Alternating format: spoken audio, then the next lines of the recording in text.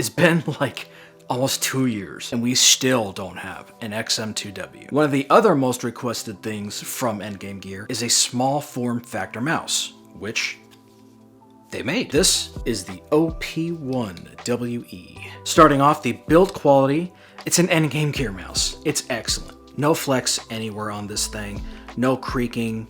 This thing is built fantastic. If you're familiar with Endgame Gear, they have their coding down pat. This is really one of, if not the best, coating on the market. Super grippy, feels excellent. You are never gonna need to put grip tape on these. The black coating tends to pick up finger rolls a little bit more. We have Kale optical switches in here, however, it doesn't come with 0 millisecond debounce by default. You have to modify that in the downloadable program. Just like the XM2we, this is using a 3370 sensor forced into the wired mode regardless of whether or not it's plugged in, so that you're having the optimal performance regardless of what your connection status is. One thing that's very interesting is this modular skate design where you have access to the internals and getting to the nails, or pardon me, screws down here, without having to remove the skates, because you can buy replacement optical switches with different tunings from Endgame Gear's website. And going back to those switches, these are a very kind of thick,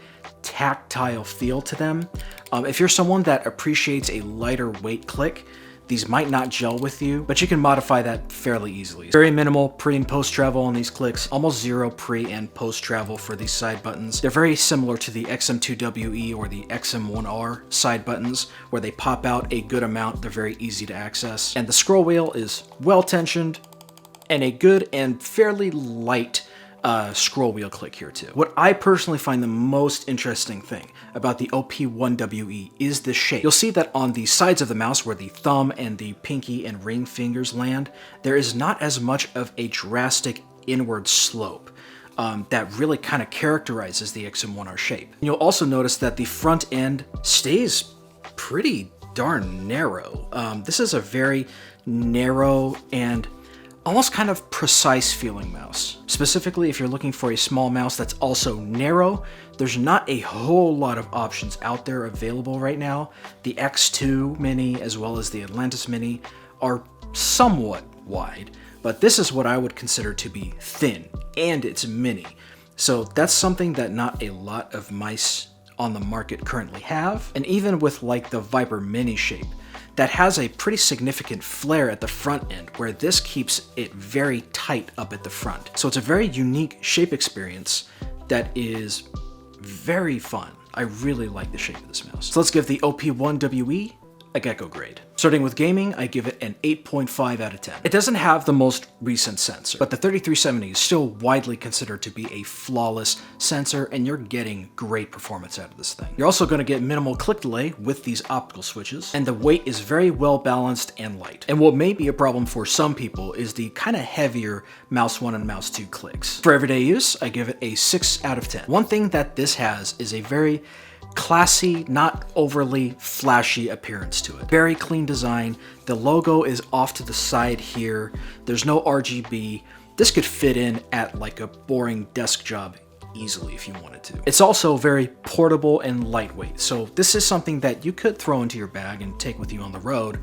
The only problem with that is that there's no dongle storage on this mouse, and there's no Bluetooth either. If you wanted to program the side buttons and the scroll click, you definitely could, but if you needed more buttons for shortcuts and macros, this is a little bit limited in that way. For cost, I give it a 7 out of 10. Pricing here is kind of weird. It's $89.90 US dollars, whereas the XM2we is $79.99. The current competitors on the market have $33.95 sensors at a very similar price. For my personal opinion on this, I give it a 9 out of 10.